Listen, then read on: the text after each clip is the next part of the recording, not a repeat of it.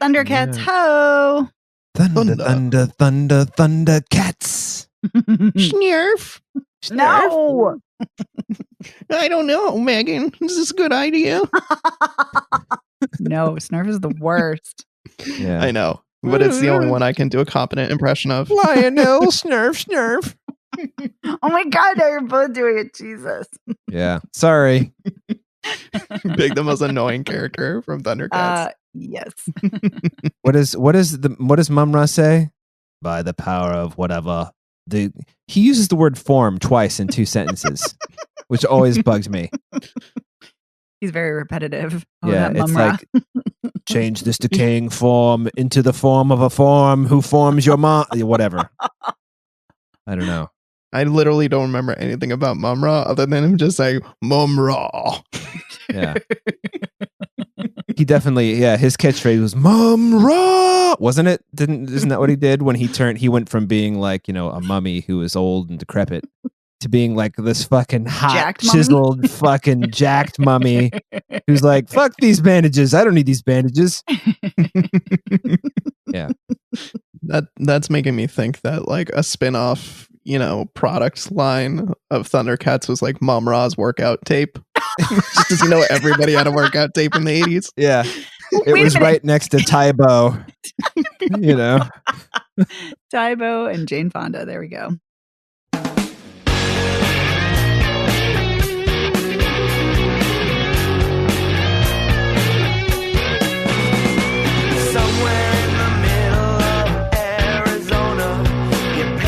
Welcome to Spoiler Piece Theater, the podcast that doesn't give a shit about spoilers. We just want to talk about the movies. My name is Dave Riedel. I write occasionally for Salt Lake City Weekly, and I'm a member of the Boston Online Film Critics Association. My name is Evan Crean. I am co-chair of the Boston Online Film Critics Association and co-author of your 80s movie guide to better living. And my name is Megan Kearns. I'm a contributor to Edge Media Network, and I too am a member of the Boston Online Film Critics Association. Yeah, you are. So this week, gang, we've got so many fucking movies to talk about that I had to drop an F-bomb. It was warranted. Yeah. So the bulk of these are from the Boston Jewish Film Festival. And I'll tell you which those are right now. Syndrome K. Thou Shalt Not Hate. They Ain't Ready for Me. The End of Love. You The End got of it. Love. Did I get that right? Okay. Thank you. Tahara and Shiva Baby. Yes. Which is not a U2 album, surprisingly. So, and then we have 2 non-Boston Jewish Film Festival movies, His House and Come Away. Mm-hmm. Unfortunately, not about the band Styx. So, and then there's a bunch of shorts that Evan saw too. So why don't we let Evan kick things off with all of the 14 million movies that you saw, and then we'll get to the stuff that I didn't see. Or wait a minute. I think, guys, I have to interject because we are coming after a very important day. Yes. Wait a minute. Hold on. Laundry day. I think Now I have underwear again. I mean, that's important. underwear and a new president. Oh, a new president. Oh boy. That was my attempt at, like, I don't know what I was trying to do there. Yeah, we have a new president. Pretty sweet.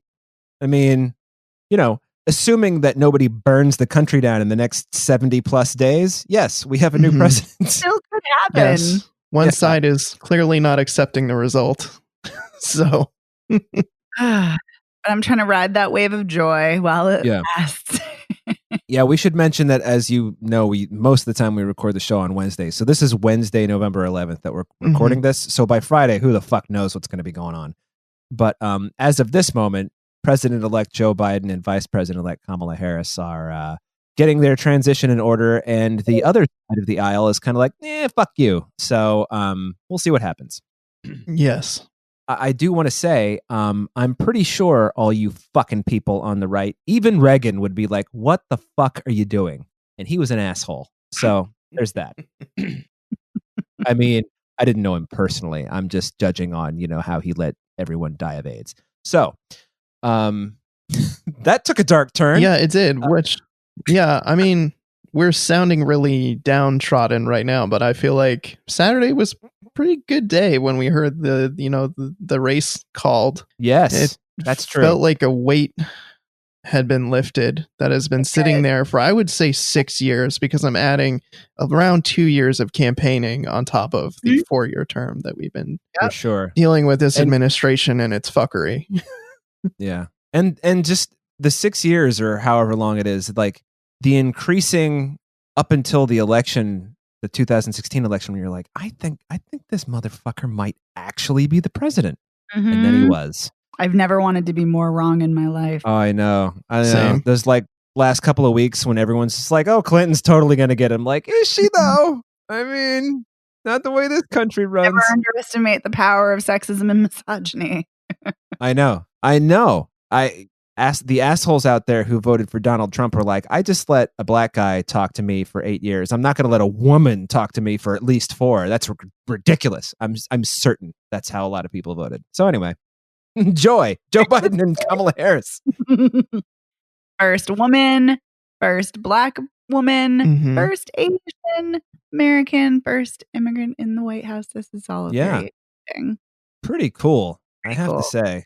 Pretty cool. And you know, I'm going to throw in a plug for everybody to donate some money to Georgia. If you have money to give, donate to those 2 races in Georgia. It is super important because it means control of the Senate, and we don't want to be, if we have the House, we have the White House, we need the Senate to get anything done. Otherwise, you know who, Satan, will prevent us from doing anything in the next several years. Satan in the form of a box turtle. Yeah. So anyway, and now movies.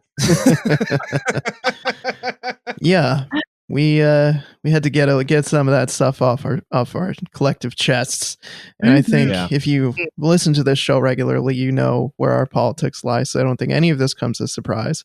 But if you're just tuning in for the first time, hey, this is how we feel about things. Yeah, how we roll. pretty far to the left on old spoiler piece. So yeah. So far to the, wouldn't it be weird if we were so far to the left we came back around to the right, not in a in a right wing kind of way, but just like, hey, they're over there now. That's weird. So. Yes, but yeah, we should get to some movies, and we have more than a few to cover. So, like Dave said, I'll start out talking about the Boston Jewish Film Festival, which is currently still running as of this recording and as of the air date. It started on November 4th and runs through November 15th. And this year's festival is virtual, so it's cool. You can rent things and you can stream them anytime up until the festival ends, which is pretty cool. So definitely check out some of these films. I'll start with the shorts that I saw. I saw a short called The Shabbos Goy, which is a hilarious short. It's written and directed by Talia Osteen, and it's produced by Paul Feig, so that's pretty awesome. And it stars Milana Weintraub, who you might recognize from the AT&T commercials, as an Orthodox woman who needs to ask a Gentile for help with a very awkward problem on Shabbat. And it's really well acted and really funny. And that's, I will actually not spoil the problem, but whoa. Do you know where you are? She needs to turn off a vibrator. And she needs help turning it off because it's Shabbat and she cannot do labor. And she technically, she asks him for help. Did she leave it on all night? But she can't technically ask him for help. He needs to do it of his own free will as a favor, which obviously is quite funny. And then when he's in the process of turning off this vibrator, other people start coming into the room and catch him, and then they have to explain the situation. It's very funny. Anyway, definitely check out that short. It sounds mortifying along with being funny. Oh, it's very funny, but also mortifying. All right. I'm definitely watching that movie. Vibrators, I'm in. Yeah, it's very funny. And someone walks in on him holding the vibrator like by his crotch, so it's quite funny. Anyway, I also saw Broken Bird, which is Rachel Harrison Gordon's charming short. It's about a girl, Indigo Hubbard Salk is the actress, who reconnects with her father, who's Chad L. Coleman, who some people might remember from The Walking Dead. He's been in a million other things, but that's where I know him from. And it's all about her. Yes, that too. And it's all about her reconnecting with her dad leading up to her bat mitzvah. And I personally like this short so much, I could have watched a feature length. I didn't want this to be over. I wanted to keep hanging out with this character and spend more time, because I think there's something really interesting here about the fact that her mother is white, her father's black. She's biracial, and I think there's an interesting thing there in terms of being Jewish and how her identities are affected by that. And like, there's also even stuff about her hair and how she decides to do her hair for her bat mitzvah. And anyway, really liked it. Would have loved to see more of it. The next one I saw is called Gray Zone, and it's written and directed by Gal. I'm going to say Sagi. It's how we pronounce that. And it is tough. It's about a woman who's played by Rachel Yaron, and she's out jogging and she's groped by a man while she's out jogging, and she stops and confronts him about it. And it's tense, it's timely, it's a very poignant commentary on sexual assault. It's really good, but it is intense. It's just a very intense short, but really good, really worth seeing. And then the last short that I saw is called Sophia, and that's written and directed by Matisse Adar Ohana Gok-Sawyer. Sorry if I butchered that last part. And this is about a Palestinian man who he goes home from the club. He's, I believe he's in Oslo. He's not from there. He's out partying with some friends, and he meets this girl at the club. They hang out. They decide to go back to her apartment, and he needs to charge his phone. And then they like start hooking up. And in the middle, he realizes that she's Jewish. And so they have these like, he's like, no, I can't do it. He leaves, but then he's like, oh crap, my phone's dying. So he has to go back in. And yeah, it's tense. And there's some really engaging exchanges there. But this is another example of like, I loved what I saw and I wanted more. I want to see more of these conversations between the two play out, because they do kind of come to a nice moment at the end where they decide to have another drink and they, toast. And I think that would have been really cool. They toast to Sophia, the title of the film, which is one of Muhammad's wives who was Jewish. So I thought that was an interesting kind of note to end on. But again, I wanted more. And I don't think that's a bad thing when it comes to a short. Some stories are great. And we've talked about this on the show. Some are perfect as a short. You don't need a full, feature to tell the story. And then sometimes you could go longer. So maybe Broken Bird, maybe Sophia, maybe those will get adapted to features. We'll see. So that was the shorts that I saw. And I'm just going to kind of bomb through some of the other movies that I saw.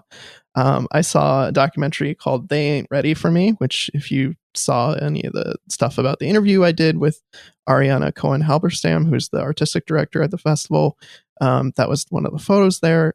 And that is a documentary about a rabbinical student.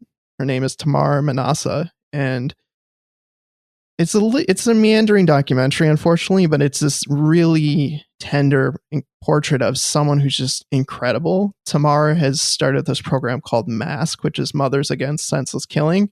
And she started in Chicago, and basically she set up shop in a vacant lot all summer long. And people can come there and have a safe place to play. And it's just, her activism in the community is just incredible. Just seeing her both on the rabbinical side of things and then also just as a community leader, taking care of people, feeding them, and just getting this like amazing space up and running over the course of the documentary. It's a really nice story. I feel like it just kind of meanders into some places. I wish there was a sharper focus on her, because she's such an incredible person. And I was just in awe of her the entire time. Like, how does she find the time to do all these things? She's literally a superhero. So that was good documentary. Mm-hmm. And then I also saw another documentary called Syndrome K, which is narrated by Ray Liotta. And it's also a really amazing true story. In Rome, during the Holocaust, there were a group of doctors who made up a disease called Syndrome K, which was, according to them, a highly contagious, highly deadly disease that was only affecting the Roman Jewish population. So they made up this disease, and they were able to hide people in the hospital and save Jewish lives during the Holocaust by making up this fake disease, because the Nazis didn't want to go anywhere near people who were quote unquote infected with it. Wow. And yeah, it's definitely kind of actiony in terms of like the score and some of the animation. It has this really kind of upbeat vibe.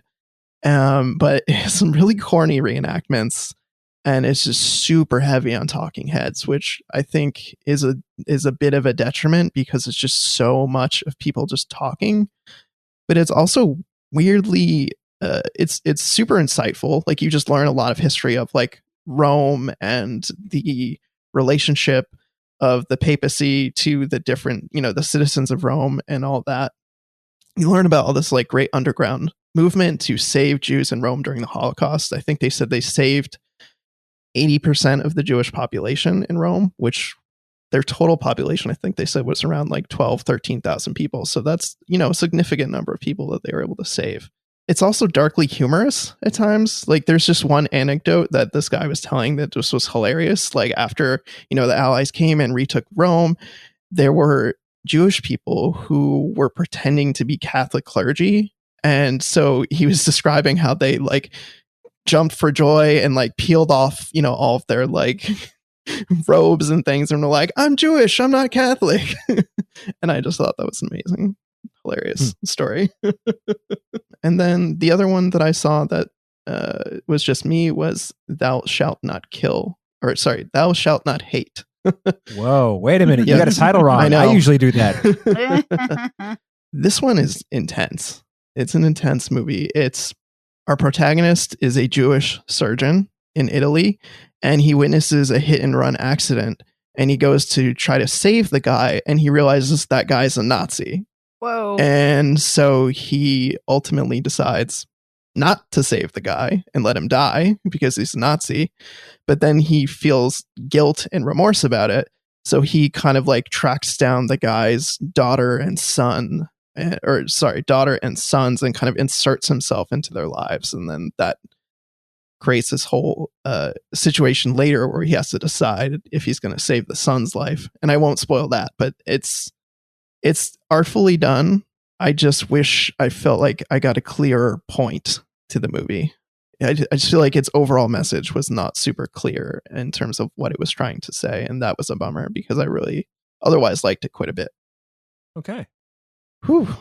All right. Yeah. Wow. You good talking. All right. So now, hey, you guys saw 3 of the same movie. Fucking right. Yeah, we did. I don't know what, we got Shiva Baby, Tahara, and The End of the Line. The End of Love. End of the line. The end of the line for love. This is the MCP and Tron. End of line. Okay, The End of Love. So I'll let you guys decide, what you talk about first because, you saw them, I didn't. So please. Megan, you want to start with Tahara? Sure. So Tahara is a film that's directed by Olivia Peace, and I think this is a really cool element. She is a non-binary femme. She uses she and they as her pronouns. She's a non-binary femme, and I think that that's really cool because I love seeing gender diversity amidst filmmakers. And this film is about a young woman who is a Black Jewish woman and her best friend, and who is white, and after they go to a funeral, and then after, because one of their classmates died by suicide, which is super sad, of course, and then they're doing a talk back amongst the students to process what happened. And while in the midst of this, while they're in the bathroom, the 2 friends kiss because one of the girls wants to find out if she's actually a good kisser. So she's like, just practice on me so I can know. And then the protagonist realizes, ooh, she has feelings for her friend, and realizes she is not straight. She is queer. So that is the premise. Yeah, you summed it up quite nicely. Oh, thank you. I feel like I stumbled over a lot, but no, thanks. I mean, you hit all the important points. I mean, like, these 2 main characters, they've been friends forever and ever and ever, and they have, as you see in the film, a shorthand. They can communicate without words with each other, and they're so much on the same page about that. And it's so heartbreaking that they're so not on the same page about their feelings toward each other, because it just sucks. It's like, Carrie, who's played by Madeline Gray DeFries, she's had a thing for Hannah, Rachel Sennott, for, a while now. And it's just terrible that Hannah kind of uses her And that's, I think, one of the hardest things in the film to watch is that, Hannah tries to parlay their friendship and those feelings into a situation where she's trying to like set up a threesome with this other guy that Hannah likes and is into Carrie, but Carrie is not into him. So that's probably the toughest scene in the movie when you see that all going down, and oof. But see, that's interesting. See, I read it slightly differently. I don't think she knew she did have feelings for Hannah for a really long time. I think she did, but I don't think she was actually aware of it, like really conscious of it until they kiss. And then I think it's very aware. And it's actually really done in kind of a cool way visually, where the aspect ratio is super, super narrow. And for me, it felt like we were watching a screen like the width of like a cell phone screen. Yeah, like it's trying to mimic that. Mhm. Yes. And right, exactly. Instagram, because we see them posting, Instagram stories and whatnot. And I love that as soon as they kiss, it widens and it's like her whole world is opening up, which is really cool. What I was less enthused about is that they're kissing and they're weird claymation figures. Oh yeah, that didn't work for me either. No, it didn't. I conceptually, possibly it could have worked, the fact that it was, kind of magical and otherworldly and isn't this cool? But yeah, but visually it just didn't work. And to me, there was something about it that just felt like, wait, I want to see two women kiss. Like, why do we have to make it, claymation? Right. That just felt like a strange choice. But I get kind of what they might have been going for. Yeah, I think that to this movie's credit, it does try some things visually and not all of them work, but I appreciate that it the narrow aspect ratio, the feels very Instagram-y, feels very Gen Z, which, this is a story of Gen Z characters. So I think that works really well. The claymation, not so much. And I think, it's kind of jarring and not in a good way. So, but I like some of the other shots, like I love the shot of, seeing Hannah in the rearview mirror as the car is leaving. Oh my God. Or seeing her walk away with like the broken shoe until she kind of fades into the I'm not saying the distance basically as she walks away. But there's some cool inventive shots in this, and I appreciate anytime someone kind of tries something different, even if it's not, successful. I completely agree. And I love that ending. That ending is fantastic, where, Carrie's finally had enough and she's like, do you even, basically like, do you even value me at all? Do you, feel what I feel at all? And not that Hannah has to, reciprocate her feelings, but Hannah completely takes her for granted and completely, and like you said, completely exploits and, manipulates her feelings. Because it's very clear, after their kiss, if it wasn't beforehand, it's very clear that Carrie has feelings for her. And even if she was completely oblivious, she's still, using Carrie to her advantage. And it is really hard to watch. And it's hard to watch toxicity amongst friends, but it almost feels like, Hannah's just so clueless. Like she's very self-centered, as, many teens are. And she just doesn't get it. And it's not like, I don't think she's trying to be malicious in any way, but it's just, she's so clueless and just cannot, think, and feel empathetically for her best friend. And it's frustrating. It is frustrating to watch, but it is really interesting. Like their dynamic is really interesting. The issues being explored is interesting. I hate to say this, but I wish I liked this more, because talking about it feels like I liked it so much because there are so many elements that are great and that work. But for me, I think some of the dialogue is lacking. I think it could have been more complex. I wish it had been sharper. I wish that some of the acting and some of the side characters could have been tighter. So so there were things that I think that definitely don't work, but there are a lot of great ideas here. Yes, I agree. And although I myself did not attend Hebrew school, Shauna was watching this with me and she said they definitely nailed the Hebrew school vibe in terms of the characters, the conflicts, the drama, that all felt very real and hit close to home. So I guess I will give them props for that by proxy. I also love that we see a Black Jewish woman, because it is so often that we do not see Black Jewish characters. So that was very refreshing that the protagonist was a Black Jewish queer woman. Yes. Yeah, and I like that the festival does spread out their stories. It's not all Ashkenazi Jews. It's not all one type of Jew. It's other types of Jewish people and other types of Jewish experiences that people may not know about. And I like that. Mm-hmm. So what do we want to do? We want to do Shiva Baby next, or do we want to do End of Love next, Megan? Let's do End of Love. The End of Love. Okay. Yes. Sorry, now I'm saying the wrong title, but yes, The End of Love. Oof, boy, The End of Love. Oh man. Yes, this is a really timely and sharp story, I think. Yes. So the premise is there is a husband and wife who are French or they're in France. He's Israeli, she's French, and he has to go back to Israel to renew his visa, which seems like it should be a quick trip, but there are delays with his visa, so he ends up stuck there for many months. And they initially start out having video conversations and talking all the time, and then slowly their marriage unravels, and it gets to the point where they're pretty much done by the end. Like, as far as I'm concerned, the end of the movie is them breaking up, even though he's coming back from Israel. Yeah. It's definitely feels like a door is closing when she shuts off the camera. Yeah. Yeah. So this is a film written or co-written and directed by Karen Ben Raphael.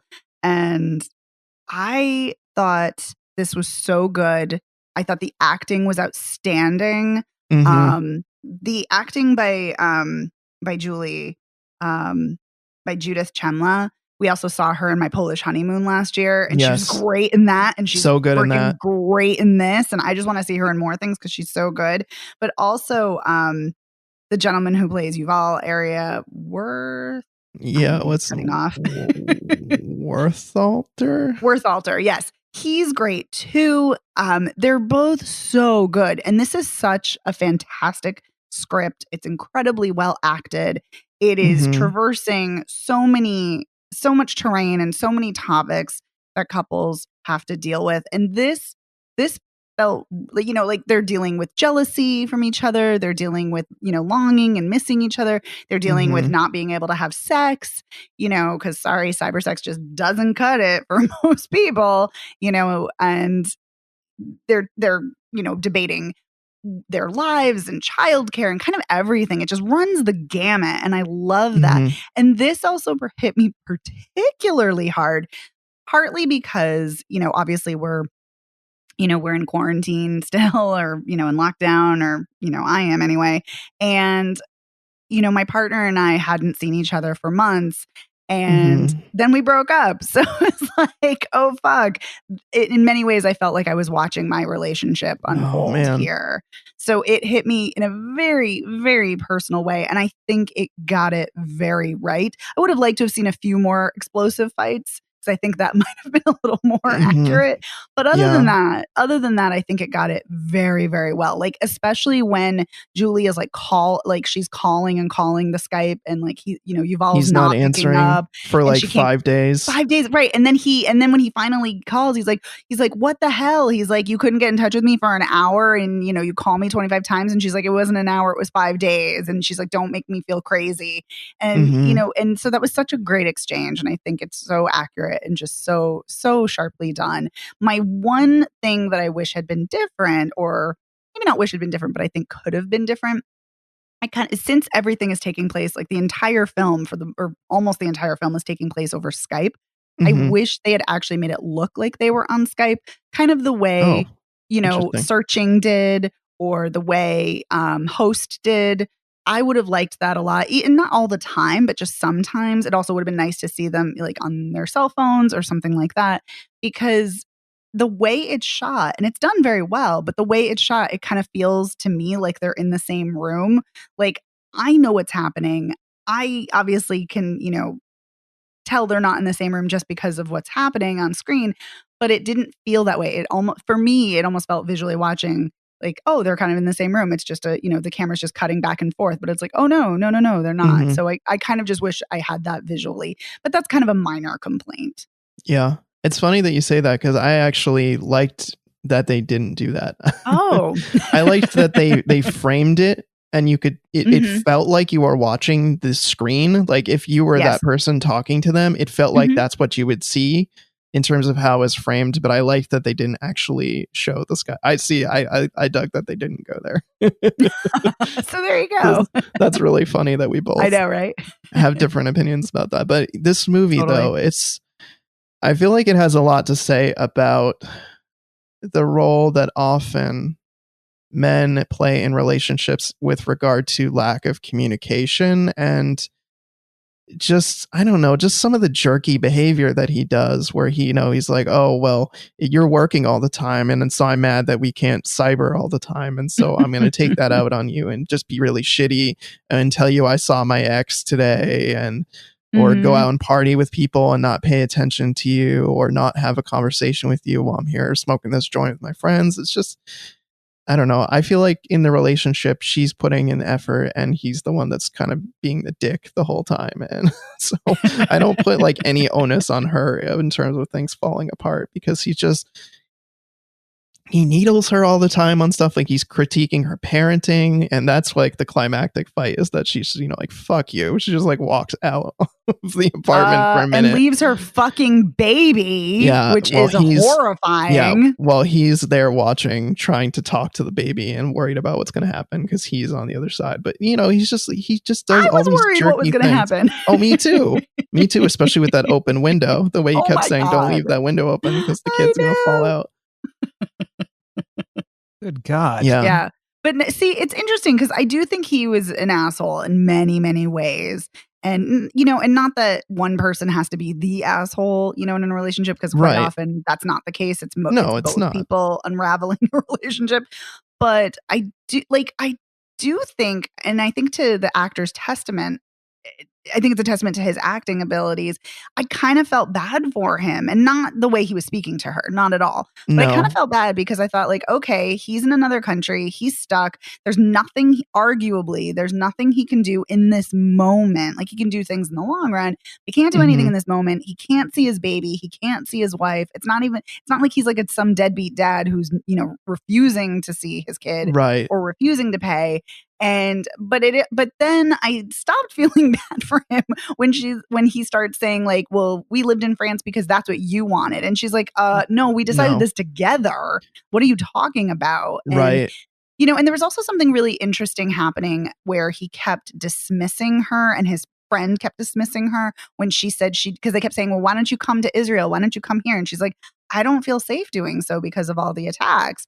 And he was very, right or wrong, he was very dismissive of her, and like, oh, it's not that bad. We get used to it. We're fine with it. She's clearly not fine with it. Right. But she also has to work and support the family. Too. And because she's the breadwinner. And I do feel bad for him in the fact that he is away from his family and can't be with them.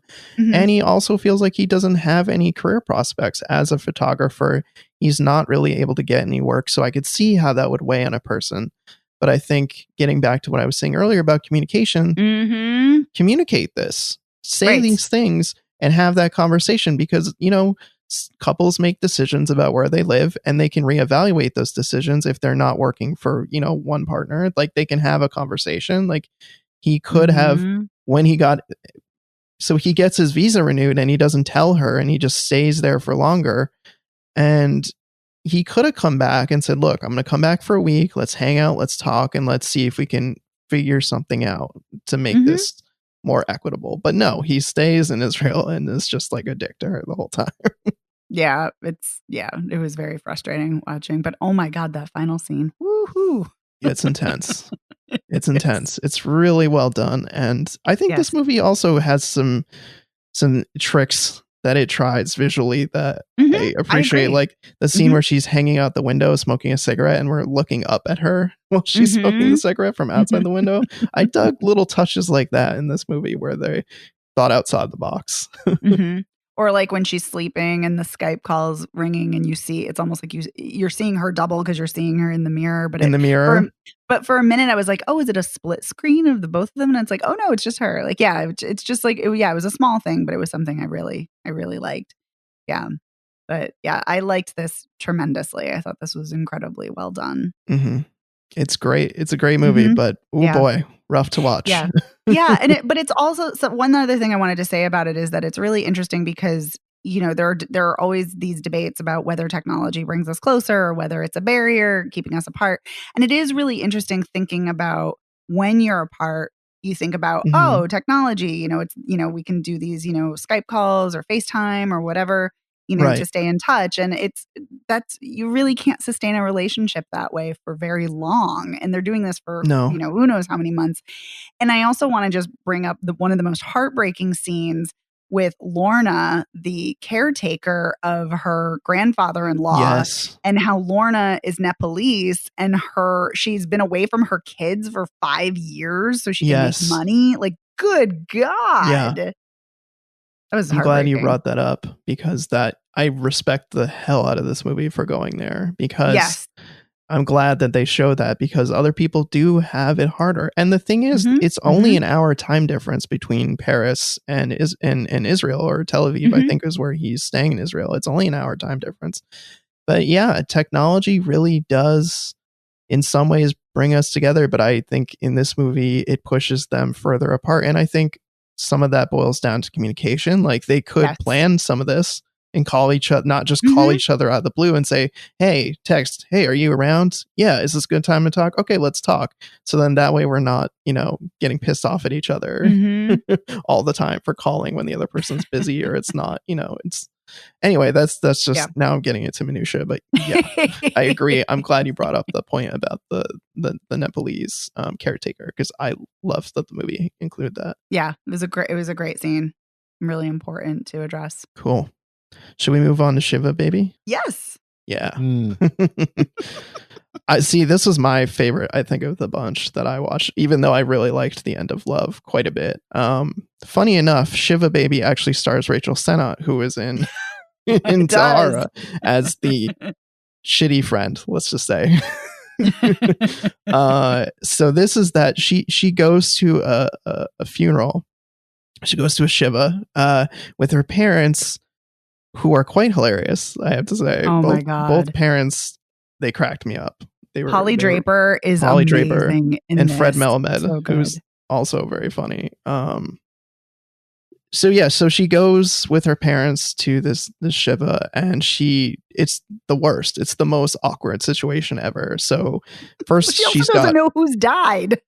Yeah, well, that's hilarious element of it. She doesn't know for, I would say, 3/4 of the movie who even died.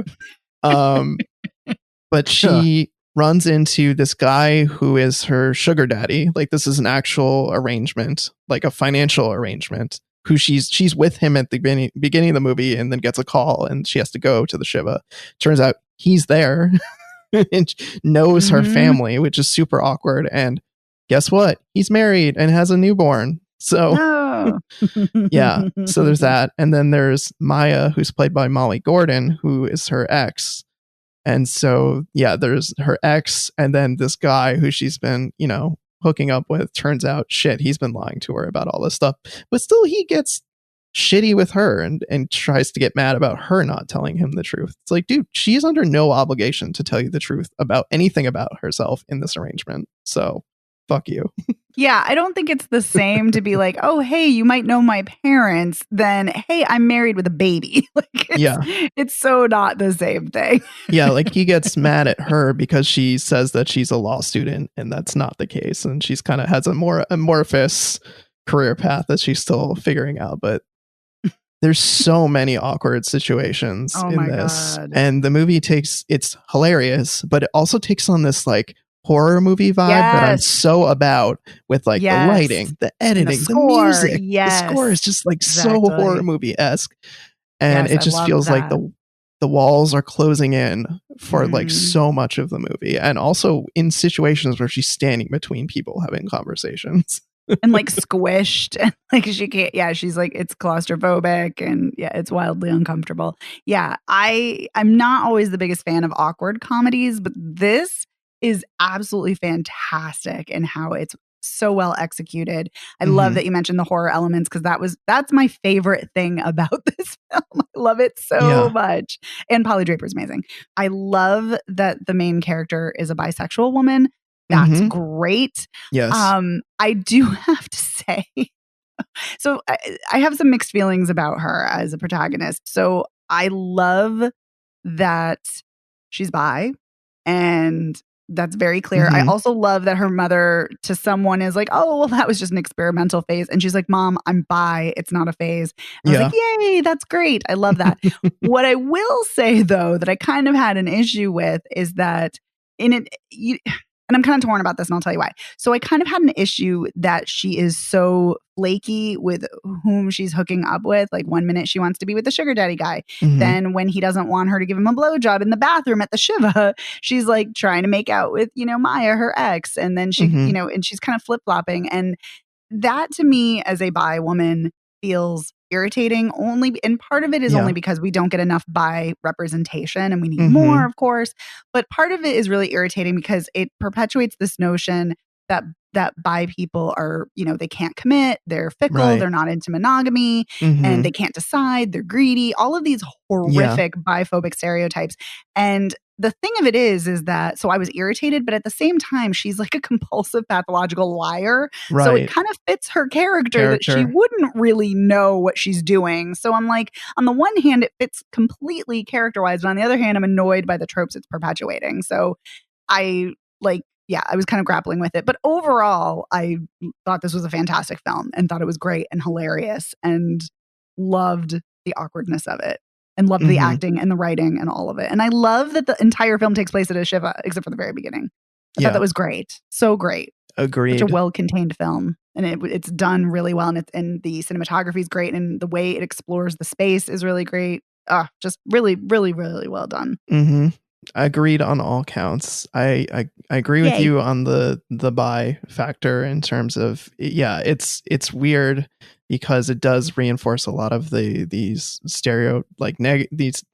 stereotypes about bi people that are not correct, which is frustrating. But at the same time, her character she's a hot mess. It's really she is, and so it does kind of fit with her character, so it is challenging in that way. But I love the way they use the space. I agree. I mean, even the thing about having the upstairs and the downstairs bathrooms and how they kind of use that as a pain point in the movie.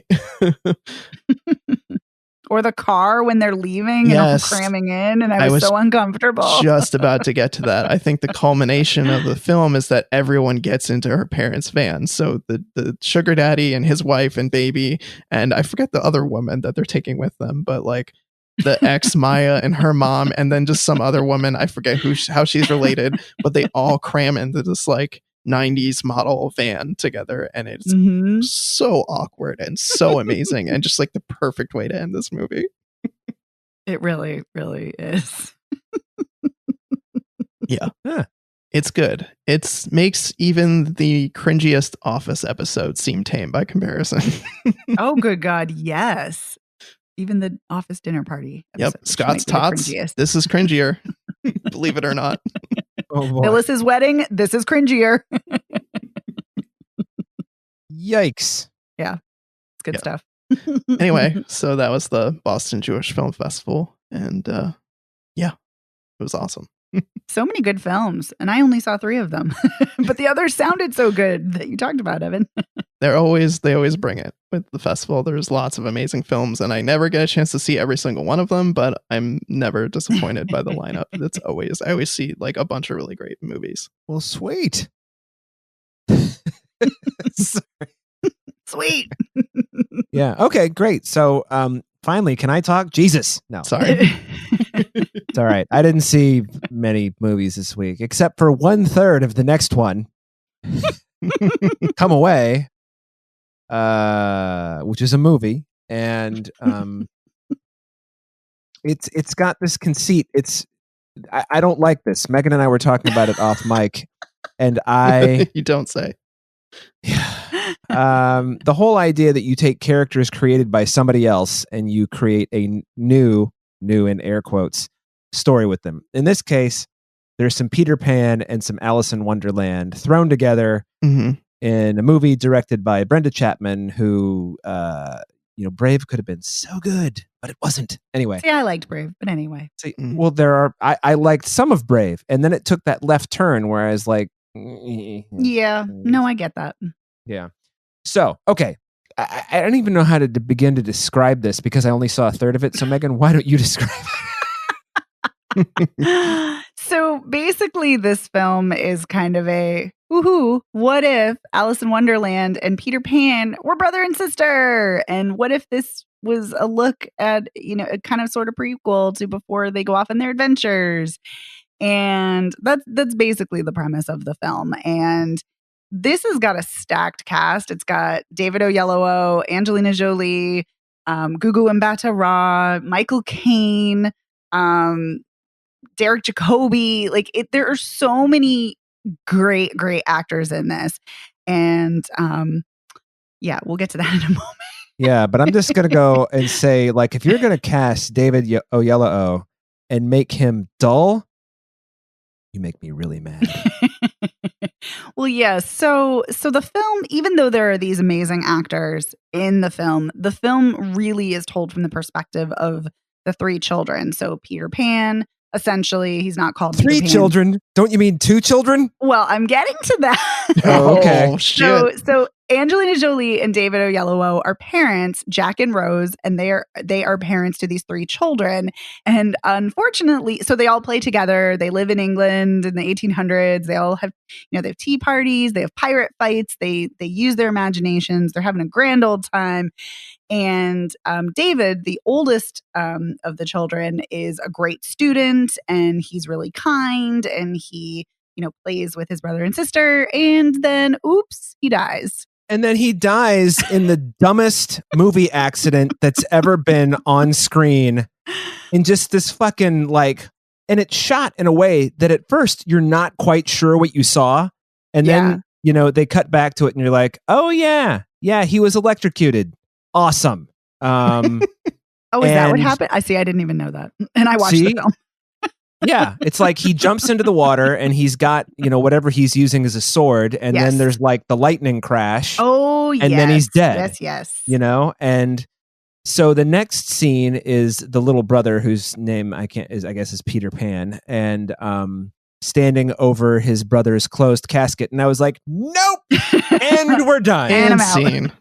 And because, I've had enough of dead kids and dead parents. I've just had enough. Yeah, there have been a lot this year, I feel like. I mean, Jesus Christ. Yeah. Pandemic, Donald Trump, fucking all this other shit. And then this is the year you release all the movies with the dead parents and the dead kids?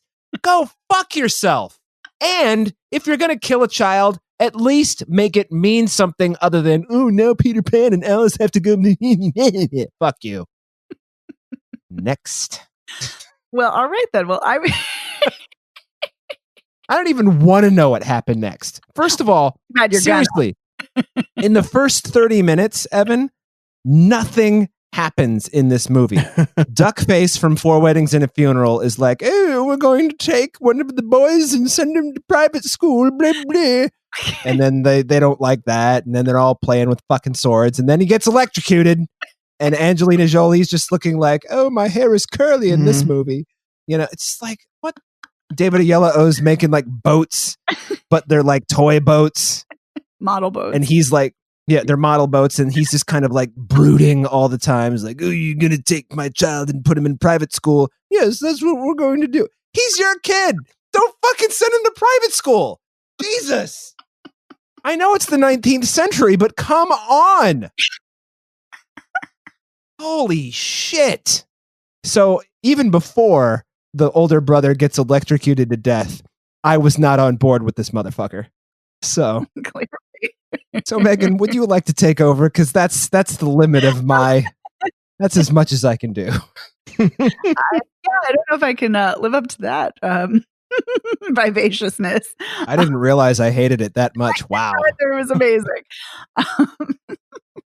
So what I liked about it is that I like that it's an interracial family, and I like that there are biracial children. We very rarely see that in period films. So even though people of color have been everywhere forever, so it's great that we're seeing that.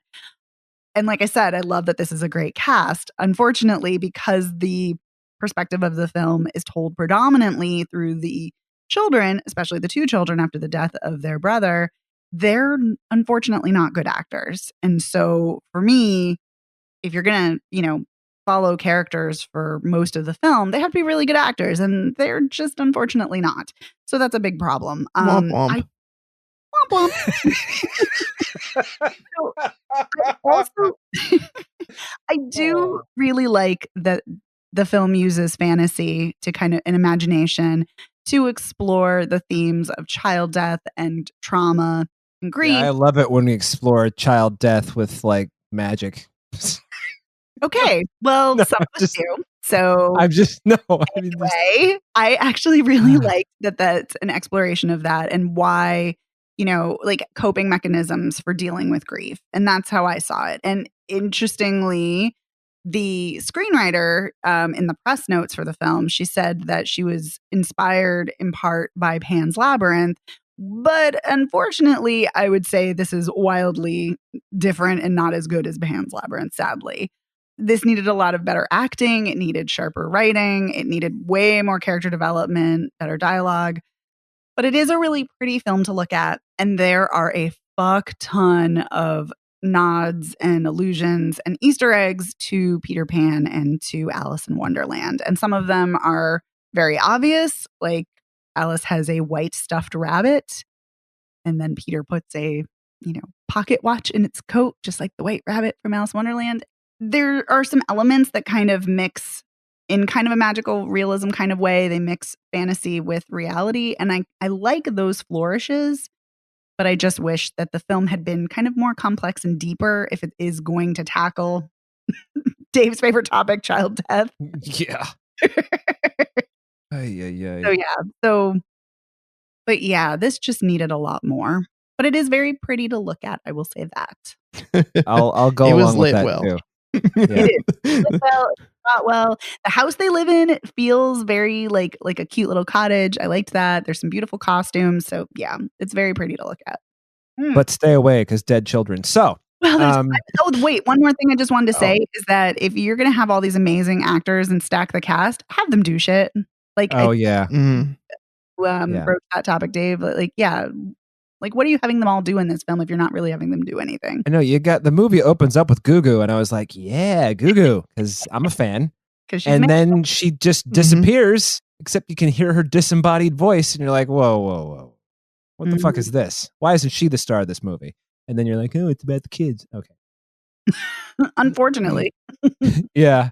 And I didn't even realize, I wasn't even really paying attention to the acting so much. I was just kind of like, oh, it's Tinkerbell's bell, blah, blah, because I stayed around long enough for that scene.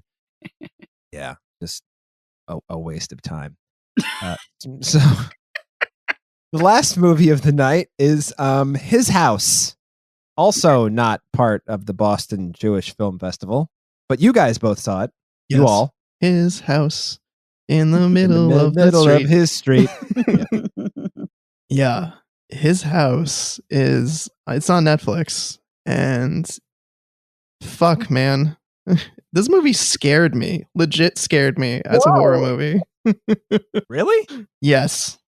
Huh. This movie scared the shit out of me. Whoa. Wow. It did not scare me, but everybody, gets scared differently and has different, fears. So, yeah. Okay. So, the plot.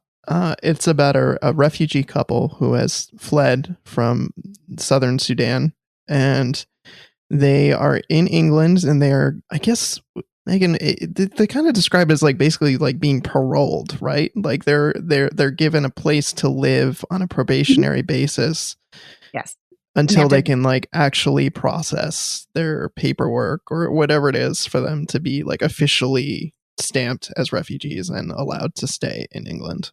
Yeah, they have to show up for meetings, and they have to stay in the house, and they can't have any other income. Yeah, they have to follow all these rules and stipulations. Mm-hmm. But it turns out their house where they're staying is haunted AF. Oh boy. Yeah. It starts with... Whose house is it? I mean, it's his. It's the government's house. That's whose house it is. I see. Yeah. I mean, it's, you know, it's a kind of a tenement-y apartment, but it's large. They have an upstairs and downstairs, and they have a lot of space for the two of them, but there's holes in the wall and all sorts of just creepy shit starts happening pretty much as soon as they arrive. You know, like weird noises, voices coming from holes in the wall, creatures. The wall peels down and there's a hole. Yeah.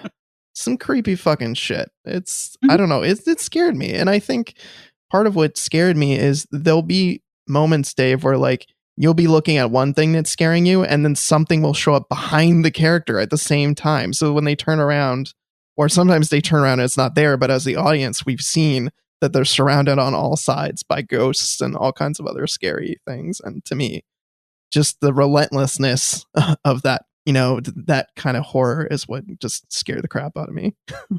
Awesome. I'm so glad that I'm alone in my house right now with like not a lot of lights on. Sweet. Please continue. It's a horror movie, but it's also has this really poignant story about refugees and this push and pull between the husband and the wife. Bol, who's played by, I'm gonna butcher this pronunciation, but Sope Dirisu, and Rial, who's the wife, played by Wunmi Mosaku.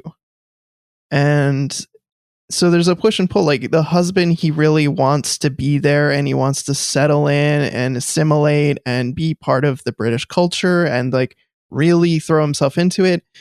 And she is not feeling as strongly about that. Like she fled her country and like she wants a new place to live, but she's not ready to just kind of so quickly just assimilate and forget everything about their culture and where they're from. She wants to maintain ties to that. And so it's just from like little things, like she sits down and makes this nice meal and she's eating with her hands like she would, you know, in their home country. And he's like, no, take this silverware and we need to eat with forks. And that's how we're going to do things here. Yeah, I actually loved the silverware scene. And she's like, all I can taste is metal. And he's like, you'll get used to it. And I'm like, that's a shitty thing to say. Yeah. And I love that also carries out later in probably my favorite scene visually when they're eating at the table and he's like, you can hear the clinking as he's furiously like eating with his silverware and she's not. She's using her hands. And the camera slowly zooms out and it's like the wall is broken and there's the ocean behind them and it's lit orange and it's super creepy and just, it's really visually striking and really well done. Yeah. So we should also mention that they are refugees from South Sudan, and throughout we see little bits of them fleeing their country and what they had for to come to England or to go to England because we're not in England. But anyway, so and it is really interesting, like you talked about the push pull and you know, you shouldn't have to, you know, assimilate. Like you shouldn't have to, you know, give up your culture or become something different. But it's very clear that that is what they're told to do. And he also, Bol says this over and over. He's like, we're one of the good ones. We're the good ones, as if there is this hierarchy between bad refugees and good refugees. And it's interesting throughout that we see, you know, the racism that they endure and xenophobia that they endure, and which is really, of course, heartbreaking, as well as the fact that they have, you know, come to this country with nothing. And they lost their daughter, which then is a really interesting story. That's such a good twist. Such a good twist. When you say lost, do you mean that they went to the store and couldn't find her, or? No, more child death. Yeah, she drowned. And water and the sea is a very prevalent theme in the horror in the film. Like, there's a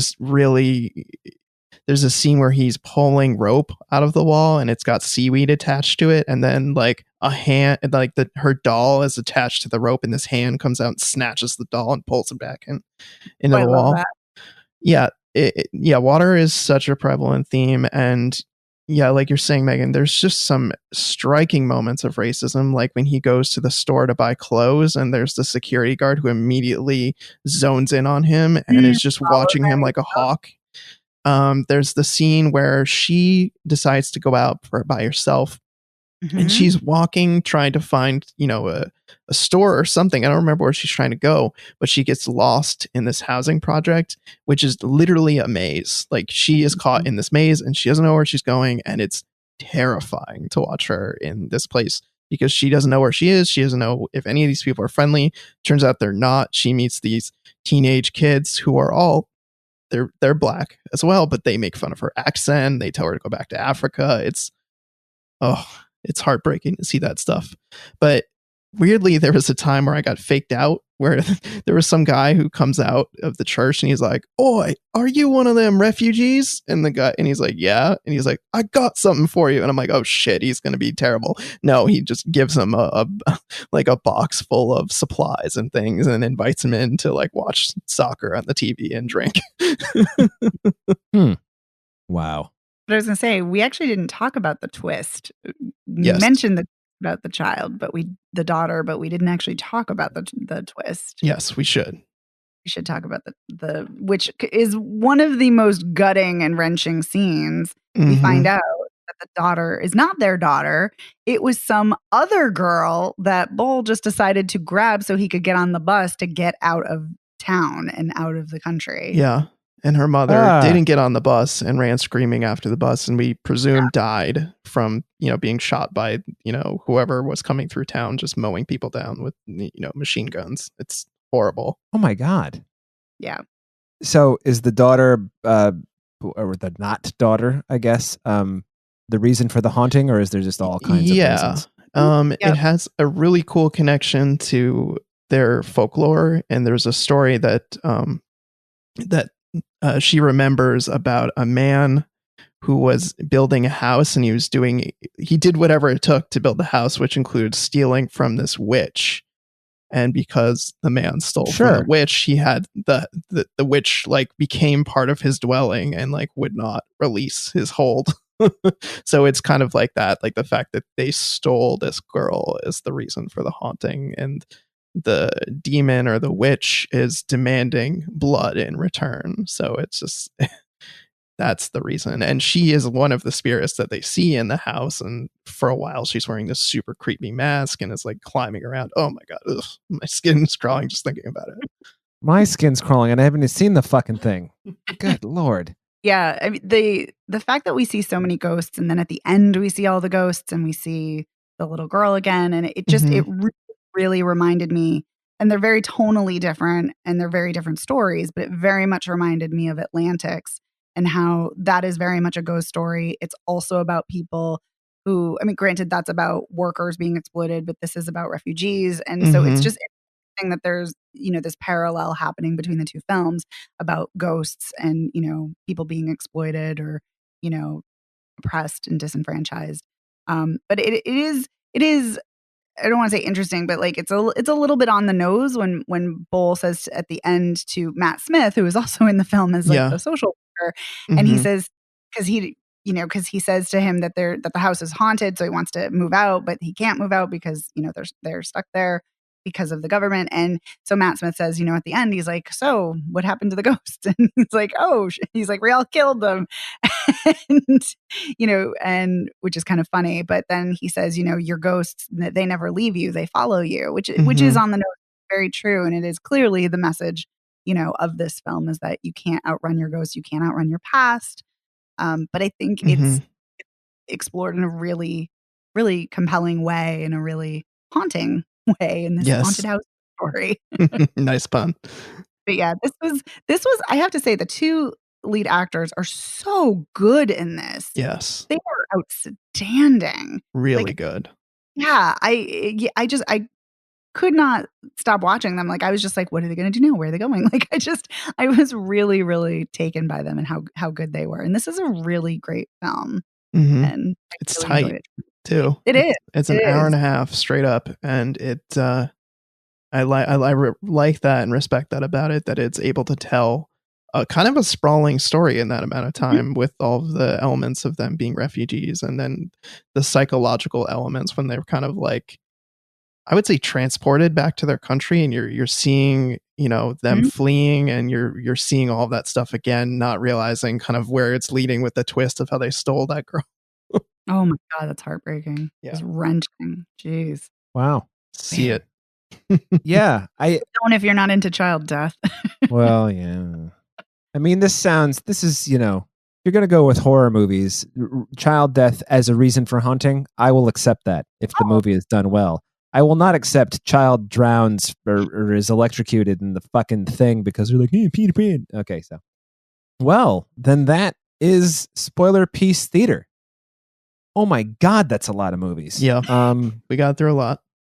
So I'm just going to see if I'm going to just run through the list backwards in the order I wrote it. I'm going to run through the list in the way I wrote it. Sorry.